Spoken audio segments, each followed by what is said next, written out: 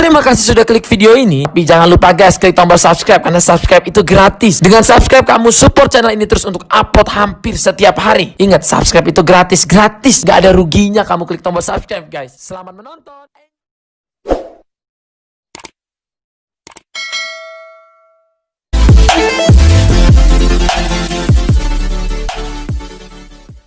Hai guys, ini adalah adonan persiapan untuk membuat bakso urat tahu. Dijamin enak dan kalau anda jualan pasti laris insya Allah.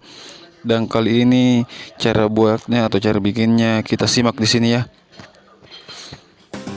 Ini saya tahu beli di pasar-pasar, di tempat anda pasti ada juga kayak gini. Yang tahu yang di dalam plastik itu kotak-kotak, saya beli harganya cuma 10 ribuan. Tahu yang sudah digoreng kayak gini. Terus kita potong iris-iris kecil kayak gini. Kita iris-iris kecil sampai kalian atau guys yang mau bikin bakso urat tahunya banyak, silakan, terserah kalian semua. Kali ini saya bikin sangat banyak karena saya mau jualan. Nih kayak gini nih, iris-iris kecil kayak gini. Terus kita akan tunggu, kita campurkan, ini adalah adonannya. Kita tuang ke bawah. Kita tuang ke bawah lalu kita sebentar aduk sampai merata ya guys. Kita tunggu dulu karena saya masih banyak tahu iris saya. Tadi cuma contoh aja guys, ini sangat banyak saya bikin guys. Terserah kalian mau bikin berapa itu karena tergantung selera kalian. Terus ini adalah saya aduk sampai merata guys.